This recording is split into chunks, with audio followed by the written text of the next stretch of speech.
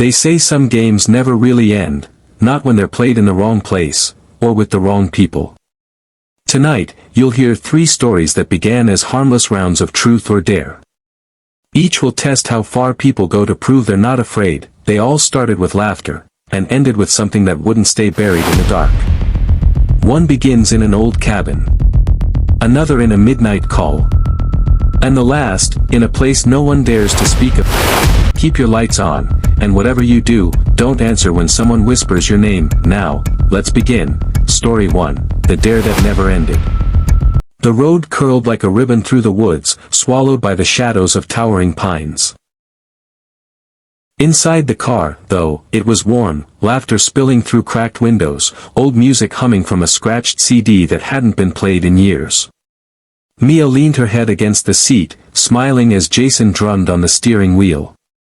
Clara sang softly, off-key but happy, while Ben and David argued in the back about who remembered the right turn to the cabin. It had been 7 years since they'd all been together, 7 years since that summer when everything changed. The sun was setting when the road finally opened to the clearing. The cabin stood there exactly as they remembered, sagging porch, peeling paint, the same crooked, welcome sign hanging by one rusted nail. The sight pulled a quiet awe from them all. For a moment, it felt like stepping through time. Jason killed the engine, and the woods fell silent. No wind, no birds, only the low ticking of the cooling engine. They climbed out slowly, as if afraid the old place might crumble if they moved too fast. Mia brushed her fingers along the porch rail, leaving streaks in the dust. "Feels smaller," Ben said.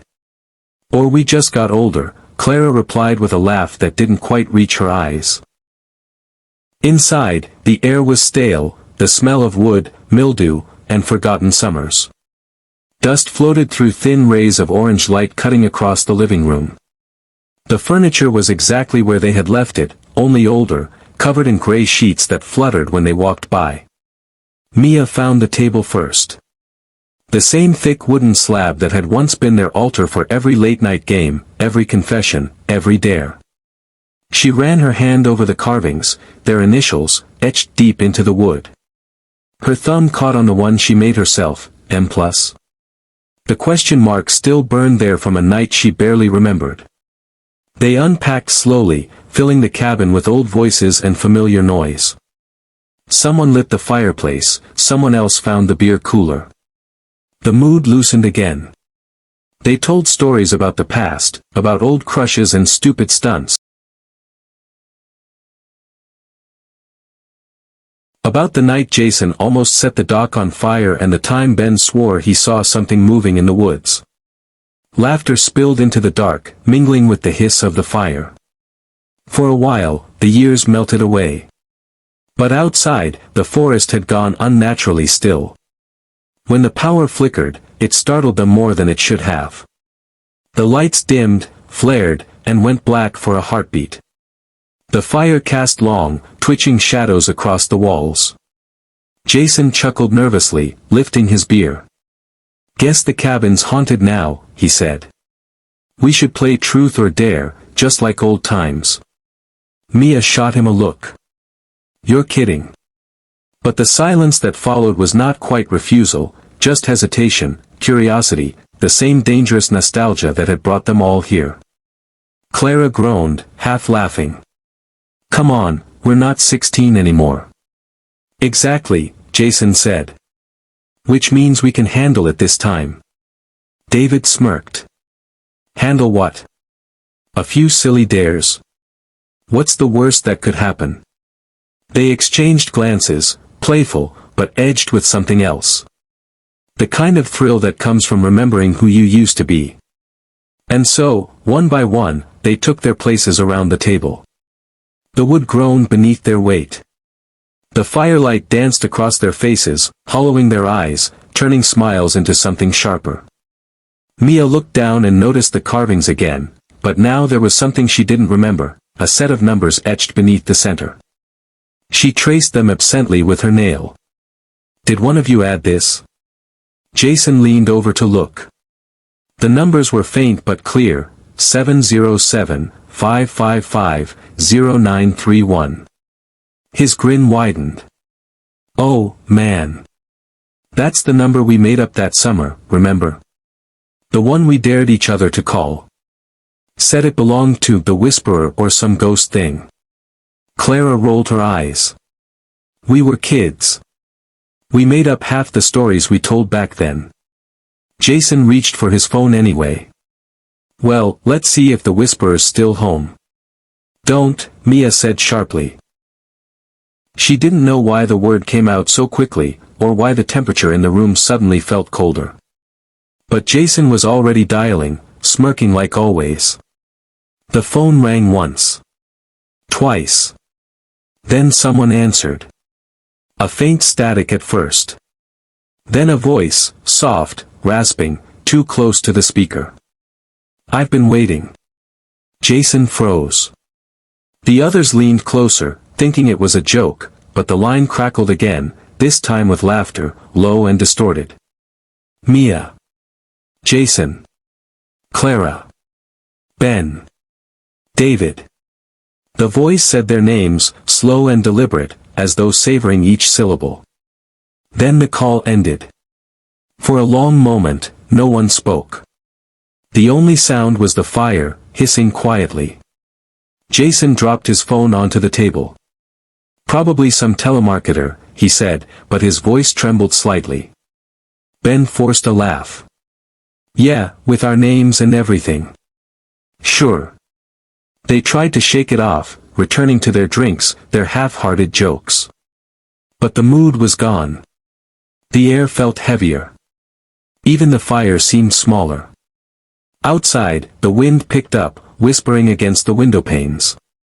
The trees swayed like silhouettes watching from the dark. Mia stared at the phone lying between them, its black screen reflecting the flames. For a second, she thought she saw movement, a faint outline of a face, smiling through the reflection. She blinked, and it was gone. Jason raised his bottle again, forcing cheer back into his tone. Well, he said, truth or dare? And despite the unease curling in her stomach, Mia smiled. Dare, she whispered. The wind howled softly through the chimney. The fire flickered lower. Somewhere beneath the floorboards, something stirred, as if waking from a long, patient sleep. Before we go any further, you might want to keep the lights on. Some listeners say strange things happen when they hear this story alone. If anything flickers, your screen, your lamp, even your heartbeat, don't panic. Just tap like so I'll know you made it through this part alive. And if you're brave enough to stay until the end, subscribe. That way, if something follows you after this, at least you'll know where it began. Jason looked up from the table, a grin tugging at his mouth. Let's play, he said. The others hesitated, but curiosity is a quiet poison, and it spread quickly. Soon they were seated around the old wooden table again, their shadows long and sharp in the trembling firelight. Jason's grin widened. Let's keep it simple. Truth or dare? Mia exhaled. Dare. Jason leaned forward, his voice dropping to a whisper. Call the number carved under the table. Silence. The wind brushed against the cabin's walls, and for a moment no one breathed. Mia frowned. That number? From college? Yeah, Jason said. Come on, you still remember it, don't you? Clara gave a nervous laugh. That's not funny. It's harmless, Jason insisted. It was just a prank. We carved it to scare each other, remember? Ben shifted in his chair. We never figured out who wrote it, though. Mia slid her hand beneath the table and traced the familiar grooves. The numbers were still there, faint but clear. The air felt heavier around them now. She took out her phone. Fine, she said quietly. Let's see what happens. She dialed the number. The tone rang once. Twice. Then came a click. At first, there was only static, soft and hollow, like wind through dry leaves. Then a breath, deep, close, almost human. Mia swallowed. "Hello?" A voice answered, low and warped. "I've been waiting." Everyone froze. Jason's smirk vanished. "Mia, hang up," Clara whispered. But the voice continued. "Mia. Jason. Clara. Ben. David." The sound of their names rolled through the air like an icy fog. "Who is this?" Jason demanded. A faint laugh crackled through the speaker, distorted, childlike. "Let's play again." The line went dead. Mia dropped the phone onto the table. The room was silent except for the hiss of the fire. No one moved. Ben broke the quiet first. "That wasn't funny." "It wasn't me," Jason said. His voice was too soft now, stripped of confidence. Clara reached for her phone. "Maybe it's someone nearby. Some psycho messing with us." She glanced at the screen. No signal. David checked his too. Same. Then, all at once, every phone on the table lit up. The vibration shook the wood. Mia's screen flashed, "Your turn will come last." Jason's, "Don't hang up next time." Ben's, "Count the chairs." Clara's, "Step outside alone." David's, "Look under the floorboards." The phones went dark. No one dared breathe. Clara stared at hers, her voice trembling. "This isn't possible. There's no number, no service." Jason stood slowly. "Someone's outside. It's got to be." Clara's phone buzzed again. Another message appeared. "Go now." She looked at the others, forcing a weak laugh. "Fine. I'll prove it's nothing." She grabbed a flashlight, opened the door, and stepped out into the cold. The beam cut through the mist, catching raindrops in midair. The woods were still. "See?" she called. "Nothing here." Then her light flickered. She turned it toward the trees, and froze. Footprints were appearing one by one in the mud, leading toward her. She stumbled backward, slamming the door shut. "There's someone out there." Before anyone could move, David's phone buzzed. The same message again, "Look under the floorboards." He swallowed hard. No way. Something creaked under his feet, a low, slow sound like wood straining under weight. He crouched down, lifting one of the loose boards. A damp, earthy smell rose up. He shone his light into the gap. Something pale moved. He dropped the flashlight, stumbling back. "There's something down there." Jason snatched the board and slammed it shut. "Stop it. Stop the game." Mia grabbed her phone. "What do we do?" No one answered. Then all 5 phones began to ring at once, no ringtone, no number, just an endless, shrill vibration that filled the cabin. Mia's screen turned white. A single word appeared in the center, "Dare." Then the sound stopped. The silence that followed felt alive. The fire guttered low, shadows deepening along the walls. Ben backed away, his voice breaking. "This is a joke. It's got to be." Mia looked at him. "Then who's calling us?" No one spoke. Jason turned toward the window. His reflection looked back, but there was something wrong. There were 6 figures in the glass. He blinked. When he looked again, the 6th figure was gone. The cabin seemed to exhale, the wood creaking as if it had lungs. The smell of smoke and damp earth thickened. Mia whispered, "It's not a game anymore." The wind rose outside, rattling the windows like laughter. Her phone buzzed one last time. "You already started." And the lights went out. The darkness pressed against them like water. For a long moment, no one moved. Then the fire flared, throwing wild shadows across the room.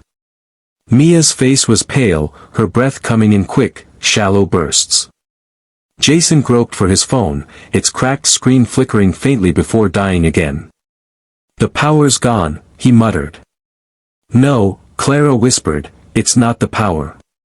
From beneath the floor, something shifted. A slow, dragging sound, like fingers clawing through the dirt. The group froze. "It's under us," David said quietly. The boards creaked again, this time louder, the rhythm almost like breathing. A low whisper floated through the air, words they couldn't quite catch. Then the sound grew clearer. It was a voice, soft, childlike, yet echoing with something old. "Keep playing." Ben stumbled back, shaking his head. "No. No more." His phone buzzed. One message appeared, "Refuse, and I'll take your turn." He hurled it against the wall. The screen cracked, but the light stayed on, flickering. "You see?" he shouted. "It's not real. It's just," his voice cut off. The firelight dimmed, and his reflection vanished from the window beside him. Clara gasped. "Ben," he turned slowly toward the glass. Only 4 figures remained. He lifted trembling hands to his face, as if to feel himself fading. "What's happening?" he whispered. "It's taking something from us," Mia said, her voice breaking. "When we stop playing." The whisper came again, clearer now, "Keep playing." Jason's phone buzzed next. A truth this time. The words burned across the screen, "Who buried me?" He froze. "Jason?" Clara asked. "What is it?" Jason didn't answer. His eyes darted to the table, to the numbers carved beneath. "It's about him," he whispered. "The boy. Aaron." The name fell heavy in the air. "We were kids," he continued. "It was a dare. We told him to stay overnight here, said we'd come back for him in the morning. We didn't. He never came out." The silence that followed felt like judgment. The whisper rose into a soft, mocking laugh. "Truth," it said. "Now dare." Every phone in the room lit up at once, showing the same message, "Finish what you started." The floorboards began to shake. Dust rained from the rafters. The wood split open in the center of the room, and cold air surged out, thick with the stench of rot. Mia clutched Jason's arm. "We have to leave." But the door wouldn't move. The cabin groaned like something alive, holding them in. A pale hand broke through the boards, slick with dirt. Clara screamed, stumbling backward as another hand followed, clawing its way up. Jason rushed forward, swinging a broken chair leg, but the moment it struck, the hands dissolved into ash. A voice echoed through the walls, deeper now, layered with anger. "Run before I finish counting to 10. The room pulsed with each word. 10, the floor vibrated. 9, the ceiling cracked. 8, the lights exploded, scattering glass. 7, shadows spread like spilled ink, climbing the walls. 6, the whisper turned into a roar. 5, Jason yanked at the door, screaming, "It won't open." 4, Clara's voice cracked. "What does it want?" 3, Mia clutched the phone, shouting, "What do you want from us?" 2, the voice replied, calm and close. "The truth." Everything stopped. The floor stilled. The walls fell silent. Mia knelt slowly, pressing her palm to the broken boards. Her voice shook. "You want the truth. We didn't mean for you to die. We were stupid. I'm sorry." The silence stretched. Then a single heartbeat thudded beneath her hand. 1, 2, 3. The boards sealed themselves shut. The air warmed. For the first time all night, the cabin was still. Jason exhaled, trembling. "Is it over?" No one answered. Then the whisper came again, soft as breath. "Forgiven." The fire steadied, burning warm and bright. Clara collapsed into a chair, sobbing quietly. Outside, the storm had stopped. Dawn pressed faint light through the windows. They stood there, silent, unsure if they should move. Mia looked toward the door. "Let's go." They stepped out into the cold morning air. The forest was still wet, dripping with new light. Birds called from the trees, ordinary, living things. It felt wrong to hear them. Jason turned back once, staring at the cabin. "We should burn it," he said. Mia shook her head. "No. Leave it. It's done." He nodded, though his eyes stayed fixed on the window. For a heartbeat, he thought he saw a boy's silhouette inside, small and still, watching them go. They reached the car in silence. No one spoke as the engine turned over and gravel crunched beneath the tires. The woods thinned, and sunlight spilled across the road. Clara finally exhaled. "We're really out." Mia nodded. "Yeah." Jason's hands tightened on the wheel. "Let's never come back." They drove in quiet for miles, until the trees disappeared entirely. Then, from the back seat, David whispered, "Does anyone else hear that?" The others turned. Faintly, beneath the hum of the car, came a sound, a slow, steady count. 1, 2, 3. The air grew colder. Mia's phone, dead since last night, vibrated once. A new message appeared on the black screen, "Ready for another round?" She didn't respond. She powered it off and dropped it to the floor. The message stayed faintly visible for a moment longer before fading. Jason looked over, his voice low. "It's over." Mia didn't answer. Out of the window, the forest line curved behind them, dark and still. But somewhere beyond the trees, something moved, a shadow breaking from the trunks, standing tall, waiting. They thought the game was over. The cabin quiet. The whisper gone. "But tell me, after hearing what happened to Mia, Jason, Clara, Ben, and David, would you ever play Truth or Dare again? Leave your answer in the comments, I'll be reading. And before the next story begins, tap like and subscribe, just in case the next dare decides to find you. Story 2, Truth in the Static. The tires crunched over the gravel road, each turn taking them deeper into a fog that thickened like smoke. Eli leaned forward in the driver's seat, his face half-lit by the dashboard glow. "Almost there," he said, tapping the GPS that had long since stopped updating. Behind him, Nora shifted uneasily. "You said that 15 minutes ago," she muttered. Her voice was sharp, but her eyes were fixed on the dark tree limbs sliding past outside. Sam said nothing, earbuds in, sound mixer balanced on his lap, recording the hum of the engine. For ambience, he'd joked earlier. Now, it was just noise to drown out the silence pressing against the car. The tower appeared before them without warning, an iron spire cutting through the mist, its red beacon faintly pulsing against the clouds. Station 94.7. Once the pride of their small town, now just another forgotten relic of a time when radio ruled the night. Eli parked near the base, headlights sweeping across cracked concrete and rusted signs that read "Authorized personnel only." They stepped out, breath clouding the air. The forest swallowed sound, even the wind seemed to hold its breath. Nora zipped her jacket tighter. "So this is it," she said. "The haunted station." Eli grinned, the kind of grin that made him seem younger, hungrier for the thrill. "Perfect for episode 50, he said. "We give them a real ghost story." Sam hoisted the gear bag onto his shoulder. "Or we give them 3 idiots getting pneumonia," he murmured.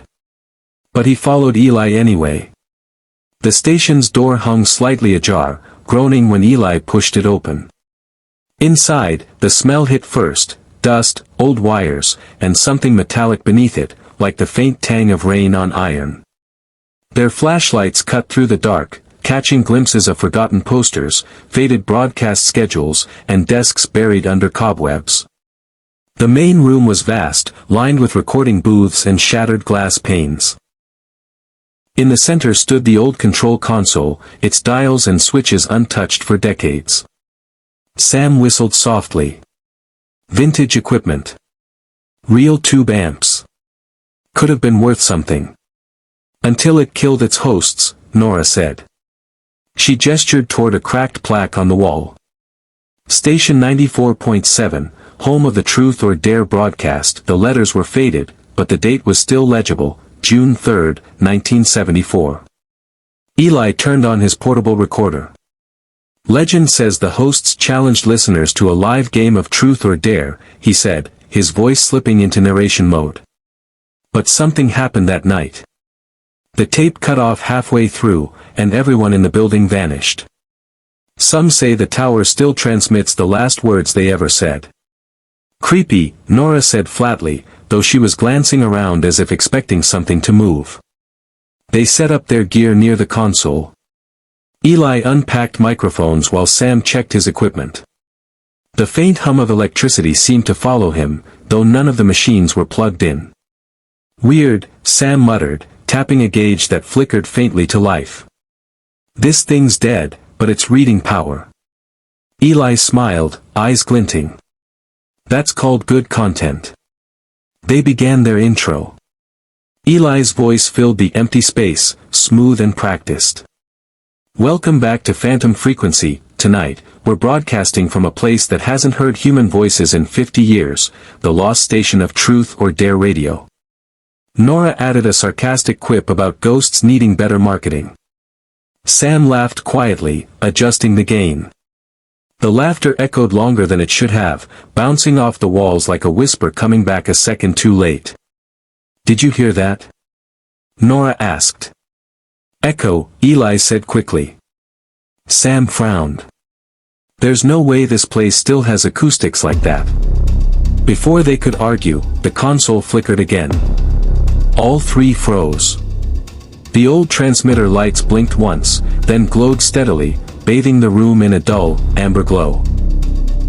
Sam's equipment spiked. That's impossible, he said. We're not connected to any power source. The speakers hissed. Static filled the air, soft at first, like waves lapping against a shore. Then it deepened, thickened, became a low hum that seemed to pulse in time with their hearts. Eli stepped closer to the mic. You getting this? Sam nodded slowly, headphones pressed tight. Yeah. But, wait. Within the static, a faint rhythm formed. Almost like words. Nora leaned in. Say that again. It came clearer now, layered through the noise, a whisper just below human hearing. Truth, or dare. The three of them stared at each other. Sam ripped off his headphones. Tell me that was one of you. Eli grinned nervously. Okay. That's actually good. Creepy but good. Nora's voice dropped. That didn't sound like interference. Eli leaned toward the mic again, still smiling but pale beneath it. Let's play along, he said, the showman in him refusing to let the moment die. We'll give the listeners what they came for. He spoke clearly into the old microphone. Truth, he said. For a second, nothing. Then, the static shifted pitch, higher, sharper, almost joyful. A crackle of laughter threaded through the sound, distant and metallic. Nora stepped back. Did it just laugh? Eli turned toward Sam. Please tell me that's playback distortion. Sam shook his head, his voice low and flat. It's not distortion. It's responding. The transmitter light pulsed again, faster this time, like a heartbeat. The static rose, filling the room. And beneath it, so faint that they almost missed it, a voice murmured, Your turn. The laughter came again, clearer now, rolling through the speakers like wine through dead trees. Nora whispered, Eli, turn it off. But Eli didn't move. His eyes were locked on the console, transfixed by the glow spreading across its surface.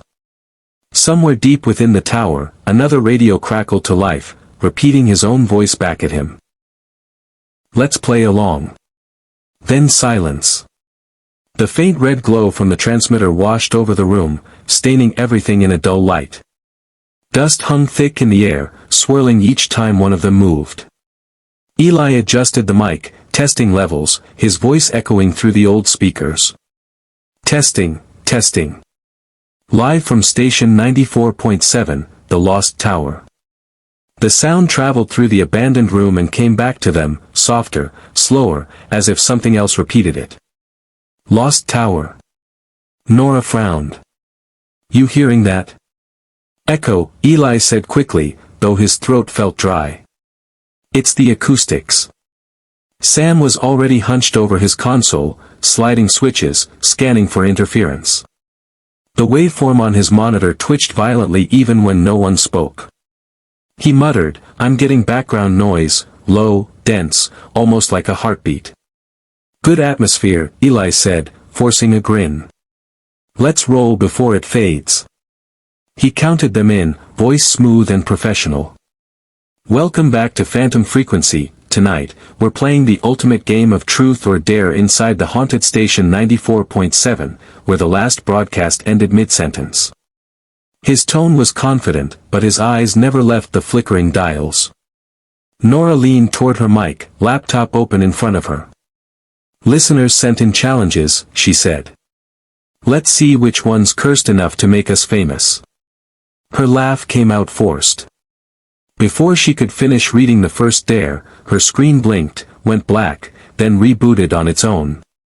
The air seemed to shift with it, temperature dropping, static prickling through the headphones. "That's weird," she whispered. Sam's equipment started humming. Every radio dial began turning by itself, the knobs twitching like nervous fingers until they stopped perfectly at one frequency, 94.7 FM. The old speakers coughed once, then a low voice emerged, thick with distortion. "You shouldn't have tuned in." All three froze. Sam ripped his headphones off, staring at the monitors. The audio meters spiked, showing voice input though none of them were speaking. "That's not feedback." Eli swallowed, still clinging to performance mode. "Maybe it's cross-signal. Could be a nearby ham radio." But Nora shook her head. "This place is dead air. There's no broadcast within 50 miles. The voice came again, clearer now, half human, half machine. "Who killed the broadcast?" The question rattled through the tower, echoing faintly in the metal beams above them. "Who's still listening?" Eli leaned closer to the mic. "Who is this?" Static flared, filling the room like a living thing.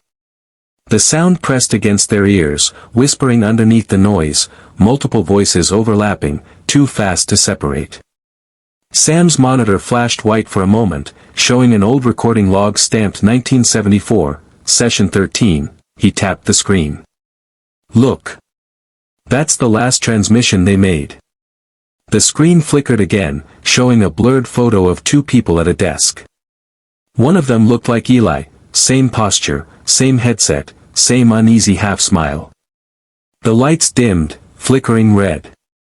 Something slammed, the heavy door to the control room swung shut, sealing them inside.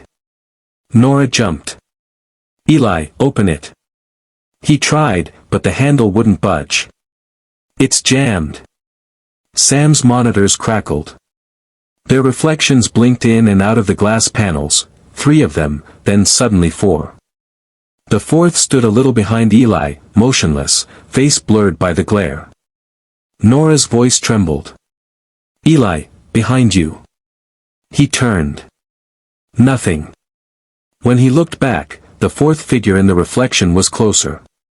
Its outline bent wrong, shoulders angled too sharp, head tilted as though straining to listen.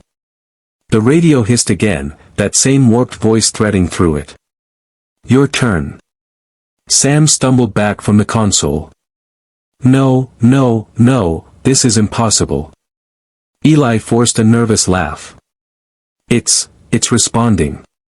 Maybe it's part of the old loop signal." The voice answered. Loop. It laughed, the sound breaking into sharp bursts of static. You think this is playback? The power surged. Every recording device in the room lit up, microphones, handheld recorders, cameras, each one switching on by itself. Their red indicators blinked in unison, like eyes opening after a long sleep. The voice deepened. Truth or dare? Eli exhaled. His pulse hammered, but his showman instinct refused to die. Truth, he said into the mic, his voice shaking only slightly. Static paused, stretching into a silence that made the air hum. Then came the reply, you're still lying. The lights above them flickered violently. Sam shouted over the noise. It's feeding on signal strength, look. His meters spiked off the charts, audio channels bleeding together in jagged waves. Nora backed against the wall. The crying started then, soft at first, faint like someone weeping behind the walls. It wasn't coming from any speaker. It was inside the building. Please tell me that's playback, she whispered. The sobs turned to gasps, then laughter, two voices, one male, one female, interwoven like a duet from the grave. Eli's microphone swung slightly, though no one touched it. The metal stand groaned. Don't stop, the voice murmured. The game's still on. The speakers howled, the noise cutting deep enough to make them wince. Sam clutched his ears, shouting, kill the power. Eli ran to the console, slamming switches, but none of them worked. Every light burned red, every dial turned to maximum. The air itself vibrated. The static spoke again, louder, overlapping itself, who's still listening? Who's still listening? Nora's laptop screen flashed with a message typed by unseen hands, we never signed off. She slammed it shut, trembling. Eli, we need to leave, now. He stared at the mic, breathing hard. The excitement from before was gone. All that was left was fascination, terror wrapped in curiosity. If we go, it'll just keep broadcasting, he said quietly. It needs someone to answer. Sam shook his head violently. We're not staying in this loop. But the radio answered for them. You already are. The red light brightened to blinding intensity. Every speaker erupted in laughter that sounded human and mechanical at once. The walls shook, the air turned electric. Then, silence. Only the faint hum of the tower remained. Their recorders, still running, captured the last words from the static. Your truth was never yours. The mics clicked off on their own, one by one. And for a heartbeat, the sound of breathing continued on the air, 3 people where there should have been none. The red emergency light pulsed like a heartbeat, painting the control room in rhythmic flashes. Each time it blinked, the shadows shifted, stretching longer across the walls. The static never stopped, not even when Sam killed the power. It had become part of the air, a low, crawling hum that filled every corner. Eli pushed at the door again. The handle turned, but it opened to the same hallway he'd just come from. Same cracked linoleum. Same flickering light. When he stepped forward, he was right back in the control room. The loop folded around him like a trick of space. Nora sat at the console, arms tight around herself. Her voice came out flat. It's like the towers, folding in. Sam ignored her, pacing. It's not the tower. It's the signal. Dust sifted down from the ceiling. Truth or dare, the static whispered. Eli swallowed. Truth. The voice sharpened. Tell the truth. Nora's breath caught. The truth about what? You heard us, it hissed. The lights flickered red, then white, then a dim, cold blue that cast everything in the color of ash. The radio dial spun furiously, settling on the cursed number, 94.7. Every speaker hummed with overlapping voices, men, women, whispers, laughter. It was the sound of decades, people who had once stood in the same spot, thinking they could control the broadcast. Sam's headset crackled, faint voices bleeding through.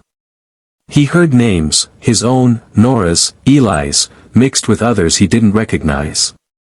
Some of them were pleading. Some of them were laughing. Eli ignored it, staring at the mic. "This is our sign-off," he said, forcing calm. "We're closing the loop." The static roared, words forming in its chaos. "No sign off. Truth or dare," it repeated. Nora whispered, "Don't answer it." Eli did anyway. "Truth." The air dropped a degree colder. The hum deepened, pressing against their chests. Then came the taunting voice, his own, but older, crueler. "You never believed in ghosts," it said. "You wanted proof." He froze. "That's not me." "It's exactly you," it said.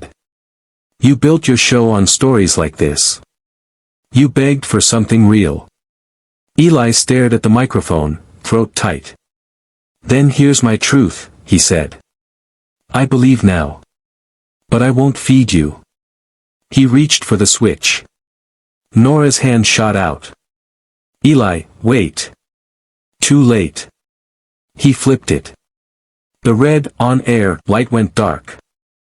Every speaker in the room screamed at once, a piercing shriek that ripped through their ears. The floor shuddered. The entire building shook, glass rattling, consoles sparking. The static wasn't sound anymore, it was a pressure, filling every inch of air, crushing down on them. The walls rippled like thin metal struck by a hammer. Nora clung to the desk, shouting something he couldn't hear. Sam covered his ears, but it was inside him, buzzing under his skin, vibrating through his teeth. Then the sound changed. It climbed, higher and higher, a frequency too sharp to exist. Every radio within miles flickered to life, cars on distant roads, silent kitchens, forgotten basements, all tuned to the same station. The valley lit up in invisible waves of transmission. Through it all, the voices continued, pleading, laughing, whispering, until they merged into one final word that seemed to shake the tower to its foundation: enough. The lights flared white. Then, a pop. Silence. For a long moment, none of them moved.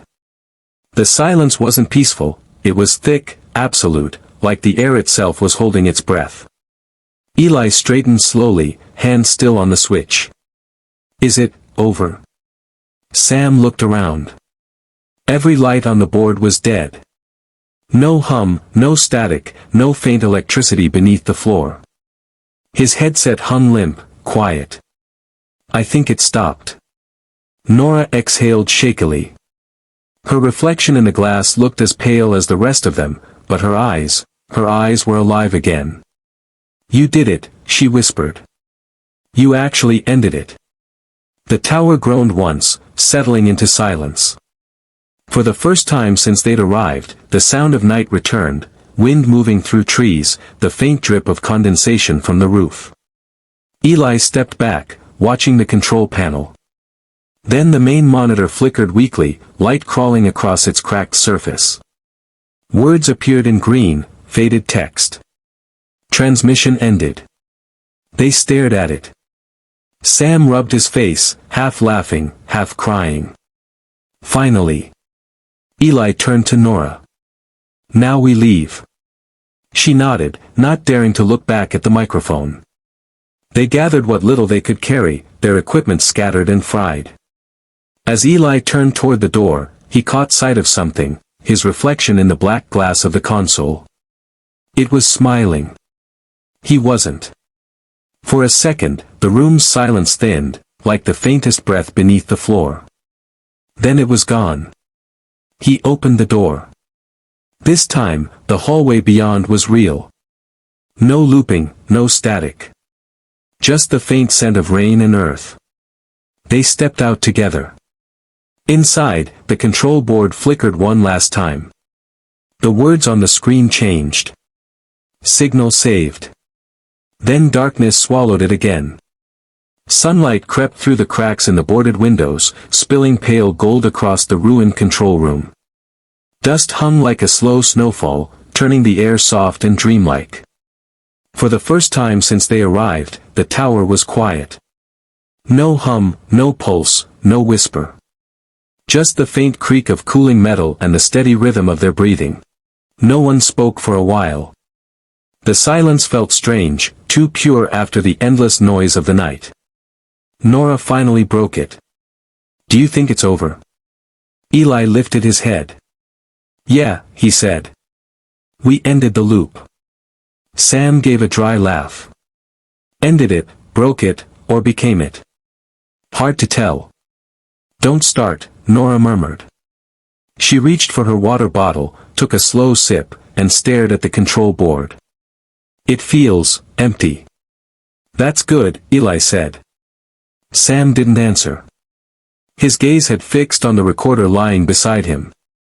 The screen was dark, the battery light off. But for some reason, the little red, on-air sign above the board flickered faintly, as if caught between life and death. He picked up the recorder, brushed dust from the display, and frowned. "Look at this." Nora leaned over his shoulder. The tiny digital text blinked weakly, "Last broadcast saved." Eli's brows furrowed. "How?" "The power's gone." Sam shook his head. "No idea. But it's here." He pressed play. At first, nothing. Only the faint hiss of background static, the harmless kind, like an empty channel on an old TV. Then came a voice, distant and grainy, echoing through the room. "We're live from station 94.7. Their own voices. From last night. The same rhythm, the same tone. Eli, confident. Nora, teasing. Sam, quiet in the background. It was the exact start of their broadcast. Nora froze. "That's us." The recording continued, words fading in and out. "The haunted radio tower. Truth or dare?" Eli stood up slowly, staring at the recorder as if it might bite. "Turn it off." Sam hesitated. "Maybe we should listen." "Turn it off," Eli snapped. Sam pressed the stop button. The sound stopped, for a moment. Then, softly, the recorder powered itself back on. The same line repeated. "We're live from station 94.7. Eli snatched it from his hands and yanked the batteries out. The device went still. Nora stared at the silent recorder. "So what does that mean?" Eli let out a long breath. "It means it's done. Whatever's left, it's just an echo." He tossed the batteries aside and looked around the room one last time. Every panel, every wire, every speaker sat dead and gray. Only sunlight moved through the space now, slicing across the floor like thin blades. Sam rubbed his face. "Feels wrong leaving it like this." "It's not ours to fix," Eli said. They gathered what they could, notebooks, a cracked camera, the half-melted flash drive that held their files. Nora reached for her headset, hesitated, then left it on the table. "Let it stay," she said quietly. Eli nodded. "Yeah. Let it stay." They stepped toward the doorway. The hallway beyond was bright, filled with daylight. The air smelled of wet soil and pine needles. Outside, the fog rolled away completely. The radio tower rose above them, gleaming in the sun, stripped of its darkness. "Did we do it?" Nora asked again. Eli looked back at the tower, eyes half closed against the light. "Yeah," he said. "We did." They turned down the narrow trail toward their car, their figures small against the vast, waking forest. Inside the control room, the silence lingered, deep, unbroken. Then, from the camera's tiny speaker, came a faint click. The screen blinked on. For a moment, only static. Then the low hum of a signal returning, thin and uneven, like a breath taken after too long underwater. A whisper rose through it, soft and curious, almost playful. "Next round." The light on the camera turned red. Recording. They escaped the signal, but tell me this, would you have stayed to finish the broadcast? Or would you have run the moment that voice whispered your name? If you think you'd survive, prove it, hit like, subscribe, and stay tuned. The next story starts soon, and this time, the game doesn't need a microphone to find you. Story 3, The Dare Drawer. Lily's first night in the new apartment feels like freedom wrapped in quiet. The air smells of dust and faint detergent, a mixture of old and new that clings to her clothes as she unpacks the last box. The place isn't much, one bedroom, a kitchenette, windows that rattle when the wind moves through the alley, but it's hers, and that's enough. She hums to herself, trying to fill the silence, but the sound seems to sink into the walls instead of bouncing back. Each time she passes the kitchen light, it flickers once, like it's breathing with her. She ignores it. She kneels to wipe down the lower cabinets, the kind that always hide crumbs from tenants long gone. Her hand brushes against something cool and smooth in the shadows, not metal, not plastic. When she pulls it free, she finds a small wooden drawer, no bigger than a shoebox, edges worn soft by years of touch. It doesn't match the rest of the cabinetry. The wood is darker, older, almost polished by handling. Someone has carved faint lines along the edge, like tally marks. Inside lies a single folded note. The paper is yellowed, creased, ink smeared from age or sweat. 4 words stare up at her, play with us, truth or dare. Lily laughs under her breath. A leftover prank, maybe a bored teenager's joke. She sets it on the counter and keeps cleaning. But as she turns back to the cabinets, a faint sound makes her stop, a dry, rattling shuffle, like dice rolling on wood. She looks over her shoulder. The drawer sits where she left it, open again. Her stomach tightens. She hadn't left it open. Another note rests inside, the handwriting different this time, sharp, deliberate, dare, take the coin from the hull. She stands still for a long moment, half amused, half uneasy. Her phone shows no notifications, no messages. She's alone.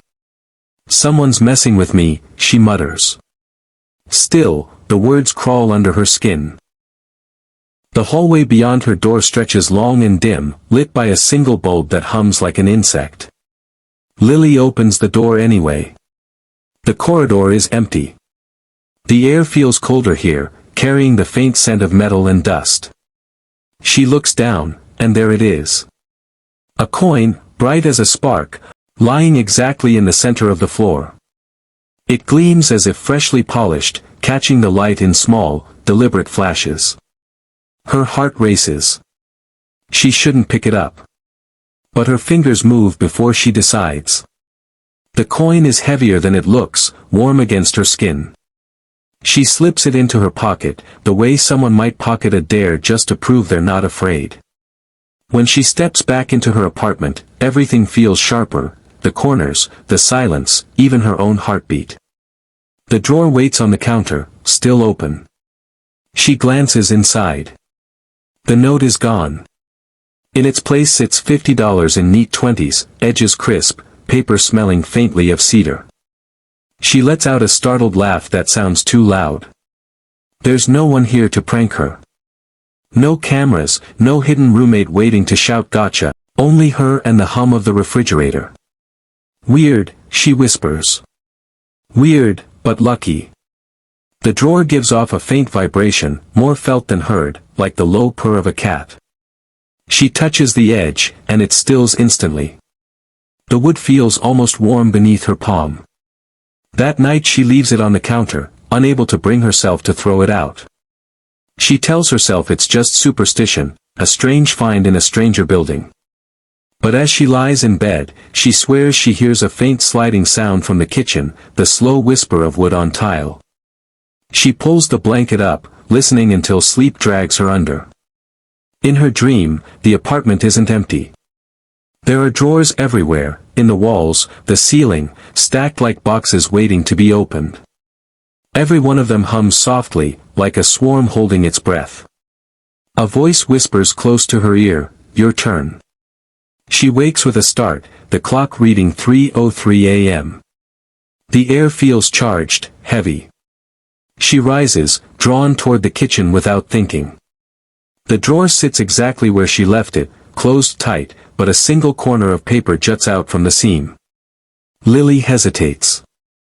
Every sensible thought tells her to walk away, to sleep, to forget this. But curiosity presses harder than fear. She pulls the note free. The ink is the same deep red as before. 2 words only, thank you. Her hand trembles. She looks around the room as if someone might be there, watching. The shadows seem thicker tonight, gathered in the corners like spilled ink. She folds the note carefully and places it back inside, half expecting another rattle. Nothing happens. When morning comes, sunlight streams through the thin curtains, spilling over the counter. The drawer looks harmless in daylight, just old wood and paper. She almost laughs at herself. Maybe it was all in her head. She pockets the coin again, a quiet souvenir of something strange that probably wasn't. But when she leaves for work, she notices something carved faintly into the bottom edge of the drawer, 5 tiny marks, the kind you make when you're counting turns in a game. And below them, a single word etched so lightly it almost disappears in the grain, begin. Lily blinks, tracing it with her fingertip. The wood feels warm again, pulsing faintly beneath her touch. She sets it back under the counter and steps outside, locking the door behind her. As she walks down the hallway, she glances once more at the floor where the coin had been. Nothing there now. Only light flickering against the walls, flickering in rhythm, as if something unseen were keeping score. The days slip quietly through Lily's new life. The apartment, once empty, feels less like a place and more like a presence that watches her move. Each morning, before she even reaches the kitchen, she already knows what she'll find. The drawer sits half open, breathing faintly, a folded note resting inside like a heartbeat waiting to be heard. The first week's dares are almost gentle. Compliment your neighbor. She does, and later finds a fresh pastry bag hanging from her door with a neat ribbon tied around the top. Eat the apple left at your door. She hesitates, then eats it. The next morning, her chronic headache is gone. Take the bus to the last stop. She does it on a gray Saturday, stepping off in a quiet part of town she's never seen before. On the way home, she checks her bank app and sees an extra $200 listed as a reimbursement. There's no sender. By the 3rd week, she no longer questions the drawer. It waits for her, and she welcomes it. The rhythm becomes comforting, the scrape of wood, the faint hum beneath her fingertips, the small burst of surprise that follows each dare. Sometimes she thinks she can hear it sigh when she completes one, like it's pleased to be remembered. The apartment changes too. The lights flicker less, the air smells cleaner. Her once broken cabinet door closes without effort now, and the faucet no longer leaks. She doesn't tell anyone, though she wants to. The rewards feel private, intimate, gifts from something that sees her when no one else does. One night she returns from work, exhaustion clinging to her like humidity. She drops her bag, kicks off her shoes, and glances automatically toward the counter. The drawer is closed, quiet. She almost feels disappointed. Then it moves, just slightly, enough to make a soft thud. She crosses the room slowly. Inside is a new note, truth, what do you want most? She stares at it, the air thick around her. For the first time, it's a truth, not a dare. I want to be seen, she whispers. I want life to stop forgetting me. The light above her flickers twice, slow, deliberate. She laughs nervously. Okay, that's creepy. But she doesn't throw the paper away. That night her dreams return. She stands in an endless hallway lined with drawers, each whispering in voices that overlap, soft, desperate, familiar. Some speak her name. Others repeat her dares back to her in broken tones. Take the coin. Eat the apple. Take what's yours. When she turns, the hallway stretches further. Each drawer bears a faint glowing number, and she recognizes one, her apartment's address. Its handle pulses like a heartbeat. She wakes to darkness, her pulse thudding in rhythm with something else. Her hand is already on the drawer handle, cold metal under her fingers. She jerks it open. Inside, the note waits. Truth, do you deserve it? The words hit her harder than they should. She slams it shut, breath shaking. This is stupid, she says out loud, but her voice doesn't fill the room, it dies halfway to the ceiling. When she opens the drawer again, the message has changed. Dare. Take what's yours. She folds it once, slides it into her pocket, and tries to forget. The next morning, on her walk to work, she cuts through the park. Sunlight spills through the trees, breaking into shards across the path. Something glints at the base of a bench, a small silver pendant, shaped like a crescent moon. Her chest tightens. It's her mother's pendant, the one she lost at 12 while visiting this same park. She picks it up with trembling hands. The clasp is broken, but the metal is warm, as though it has been waiting. All day she touches it in secret, the cool weight of it against her palm grounding her. When she returns home, the drawer is open again, the paper blank. She places the pendant inside and whispers, "Thank you." The wood hums faintly, almost like a sigh of relief. Over the next few days, small miracles follow her. Her manager compliments her initiative. The building maintenance finally fixes her heat. A stranger offers her coffee on the train. Each time something good happens, she glances toward her kitchen when she returns, half expecting to see the drawer glow faintly, as though proud. But gratitude slowly gives way to hunger. The drawer always knows what she needs before she does. When she wishes for something small, a bill to vanish, a message from an old friend, it happens within a day. Soon, she stops waiting for the dares, she opens the drawer herself. Most mornings, she finds something waiting anyway. Then one evening she comes home and finds the lights already on, the drawer slightly ajar. A new note sits inside, written in sharper strokes than before. Truth, how much will you take? Lily stares at the words. For the first time, she doesn't smile. Just enough, she says aloud, though she isn't sure if she's answering herself or the drawer. When she closes it, the air in the apartment feels different, still, watchful, expectant. The faint hum has changed pitch, deeper, almost human. She turns away, pretending not to notice. That night, her dreams are quiet. No whispers, no drawers. Only a faint voice that says, almost kindly, take what's yours. She wakes to morning light spilling over the counter. The drawer is closed. The pendant rests beside it, polished bright, its surface catching sunlight and throwing it across the wall like ripples on water. Lily smiles. She tells herself the game is harmless, that she's earned every gift it gives. She slips the pendant around her neck, the drawer silent beneath her touch. Somewhere inside the wood, something small moves once, like a heartbeat finding rhythm. And for now, that feels like peace.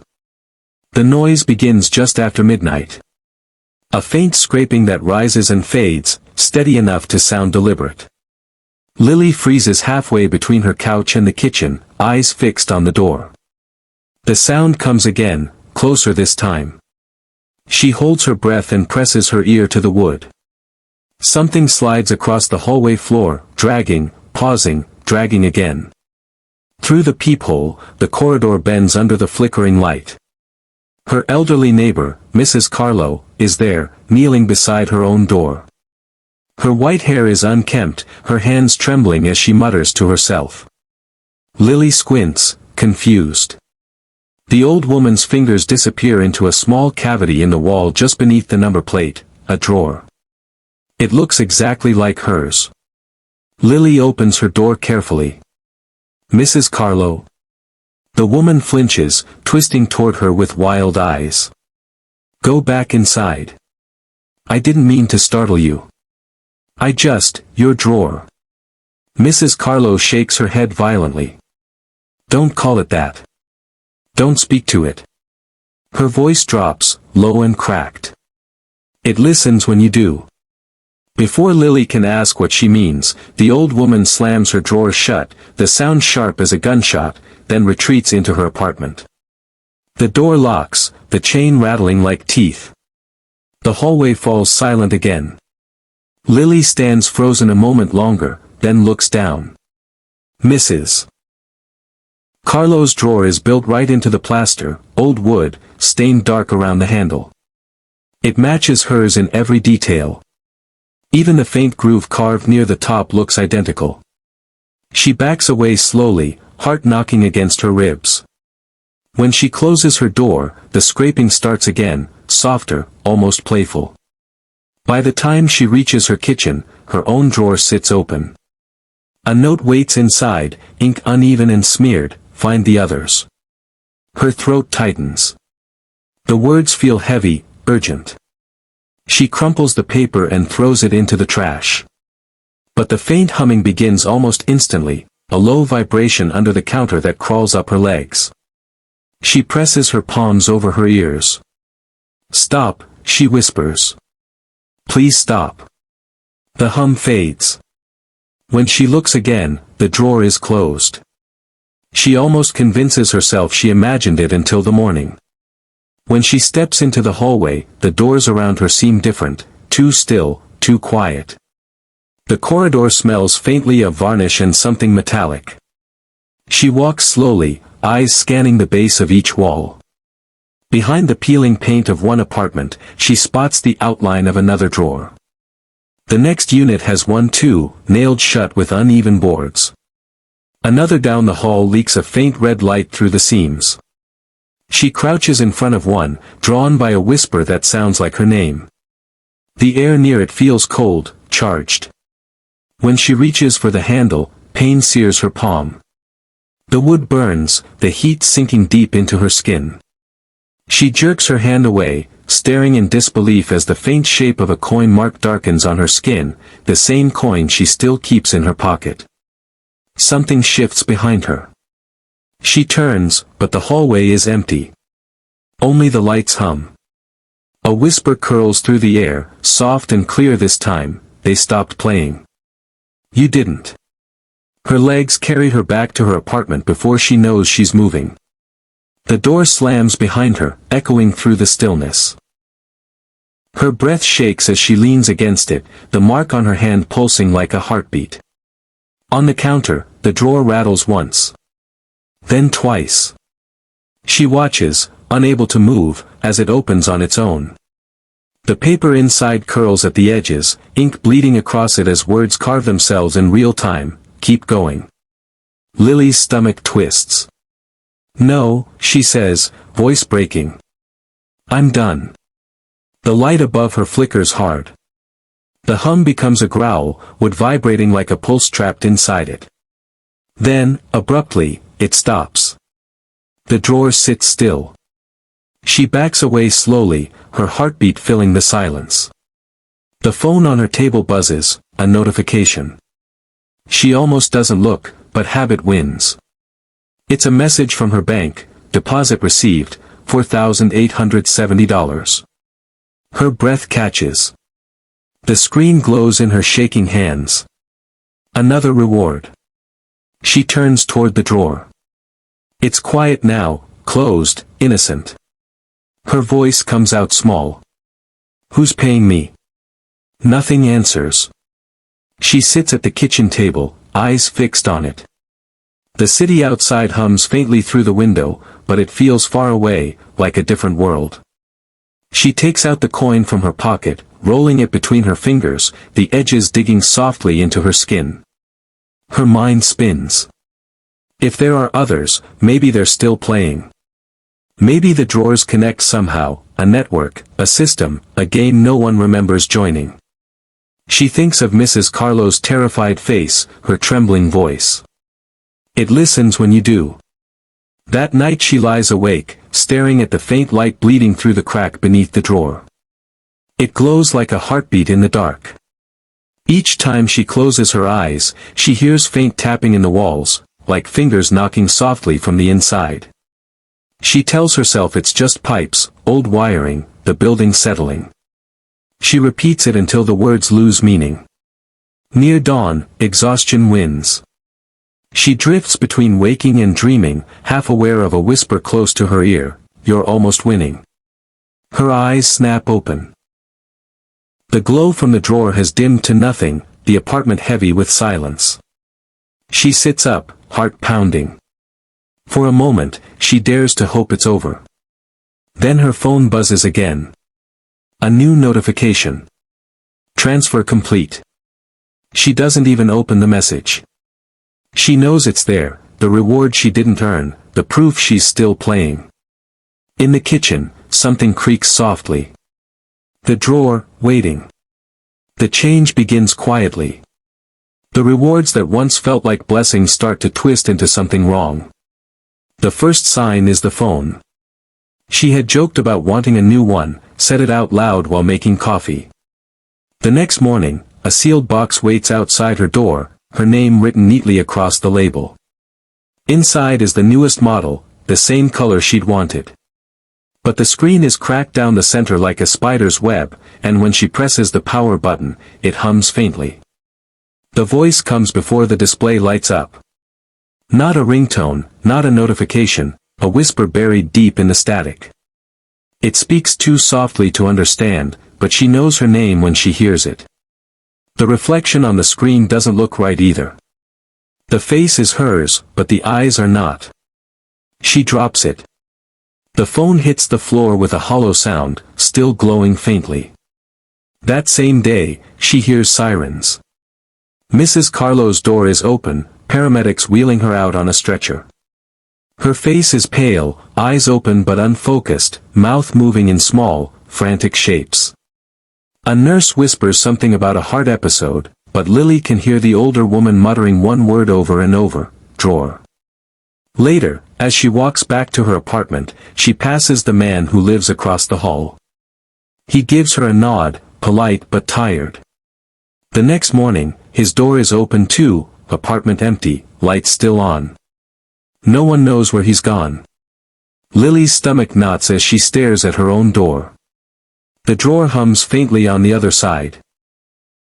She tells herself none of it connects, that the world doesn't revolve around her, that coincidences exist. But when she enters the kitchen, the drawer is already open, the note waiting like it knew she was coming. "Truth, who paid for your wish?" Her throat tightens. She rips the note into shreds and throws them across the counter. "Stop it," she yells. "You're just paper and wood." The apartment answers with silence. For a moment, she feels ridiculous, yelling at an object. Then the lights flicker once, long enough for shadows to shift in the corner of her eye. When she dares to look back, the drawer is closed again. A new note rests inside. "Dare, repay what you owe." The words look carved rather than written, the grooves cutting deep into the paper. Panic spreads cold through her veins.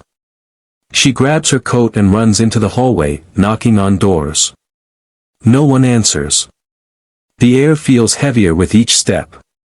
Some apartments are locked, others left ajar, but every room she peers into looks untouched, as if the people who lived there simply dissolved, leaving behind furniture and silence. She bangs on Mrs. Carlo's door last, though she knows it's useless. Her reflection stares back at her in the narrow hall mirror. For a moment, she doesn't recognize it. The eyes look wrong again, distant, glossy, rimmed with faint circles like bruises. When she turns away, movement flickers behind her in the glass. Shapes. Faces. Too many to count, blurred but human. They crowd the reflection, mouths open, soundless. She spins back to the hallway, nothing there. The air feels electric, pressing against her chest. She runs back to her kitchen, slamming the door behind her. The drawer is trembling now, rattling hard enough to shake the counter. "I didn't mean to take anything," she whispers. "I didn't know." The sound stops. For a heartbeat, the apartment is completely still. Then, with a violent crack, the drawer flies open. The note inside curls and blackens around the edges as letters carve themselves in fresh ink. Finish the game. The walls groan. The ceiling creaks like lungs taking breath. She drops to her knees, staring at the coin that has rolled out from inside, the same one she found the first night, its surface gleaming faintly. The memory hits her like a pulse, the flickering hallway light, the hum of the drawer, the first unearned reward. Everything started with that coin. Lily picks it up, closing her hand around it until the edge cuts her palm. Then I'll play one last time, she whispers. The drawer stills, silent and expectant. She doesn't know what finish means, to stop or to lose, but something deep in her gut says this is the end the game has been waiting for. The clock on the wall ticks once, then dies. The light above her head flickers in a slow, deliberate rhythm, syncing with her heartbeat. Then, with a violent crack, the drawer flies open. The note inside curls and heartbeat. The drawer remains open, empty now except for a faint pattern scorched into its base, circular, almost like a seal. Lily traces it with her fingertips, the heat faint but steady. As she does, her vision blurs around the edges. The air thickens with a low static hum, like the sound inside a seashell pressed to the ear.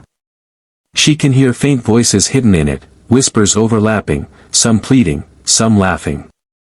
One voice stands out, distant but familiar. You've always been playing. Her pulse races. Who are you? She demands. The hum grows louder, rising into a shiver that crawls through the floorboards. The reflection in the dark window shows her standing alone, hand hovering over the drawer, but the figure in the glass isn't her anymore. It smiles first. Then everything stops. Silence. Lily blinks, gasping for air she didn't realize she was holding. The hum is gone. The walls are still. The drawer sits closed again, coin resting quietly beside it. She stares at it for a long time, half expecting another note, another whisper. Nothing comes. Finally, she exhales. Maybe that was enough. Maybe she's paid. But as she turns to leave, the coin tilts on its edge and spins slowly on the counter, moving without touch. It spins until it falls flat, landing with its engraved side facing up. A single word gleams faintly under the light. Ode. The first light of morning filters through the blinds, faint and colorless. It spreads across the counter, turning the dust into a pale shimmer. Lily sits in front of the drawer, knees pulled close, the same position she's been in since the night refused to end. Her hands rest on the edge, trembling from exhaustion.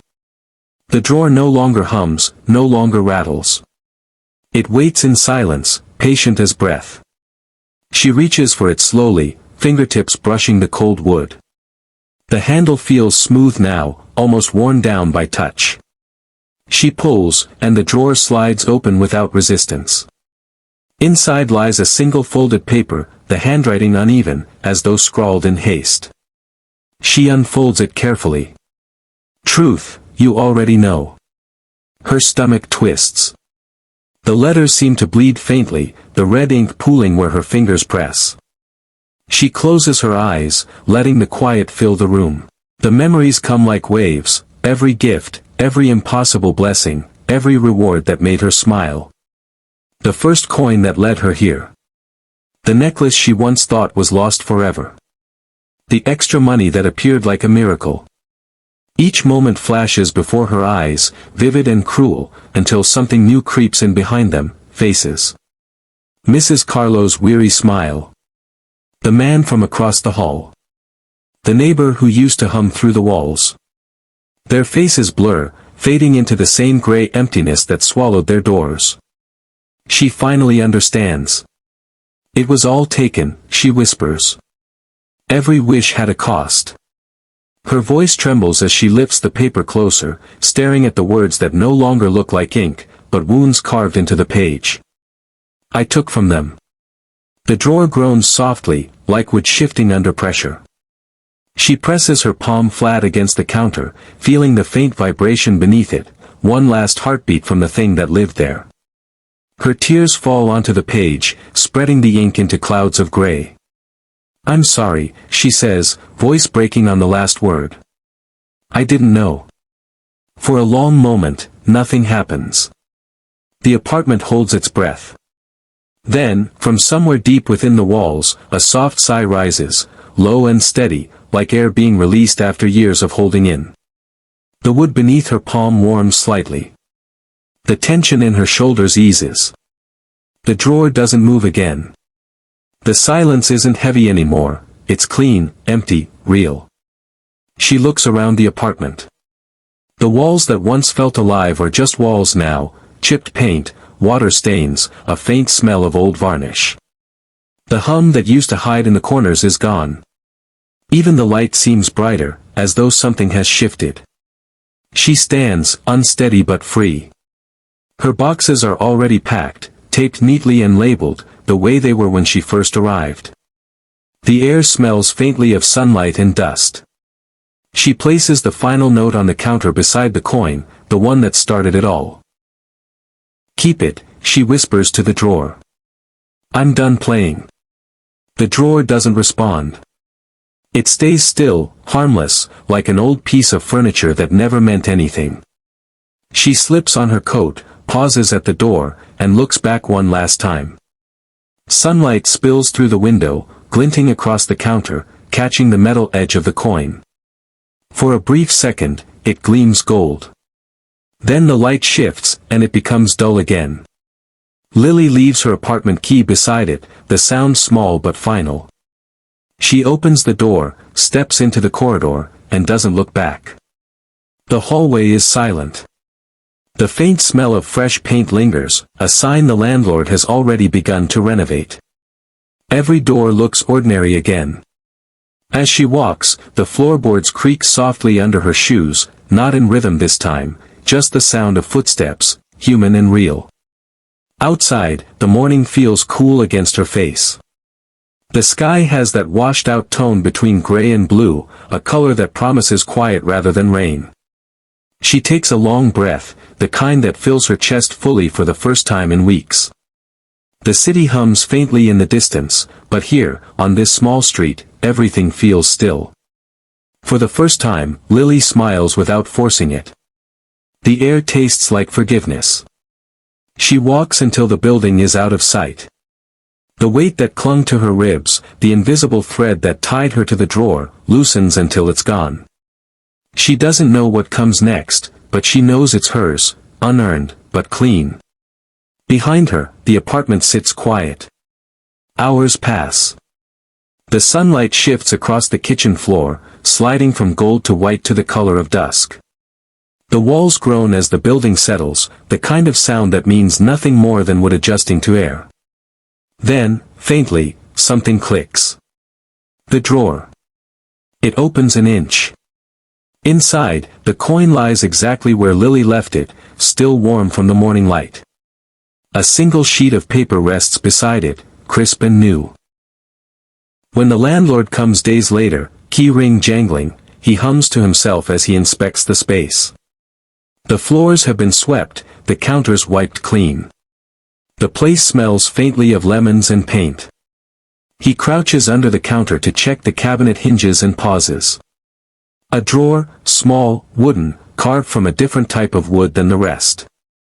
It looks older, heavier, almost antique. Curious, he pulls it open. The faint scent of smoke drifts out. Inside, a single coin gleams under the light, and a note folded neatly beside it. He lifts it, squinting at the crimson letters drawn in uneven strokes. "Play with us, truth or dare."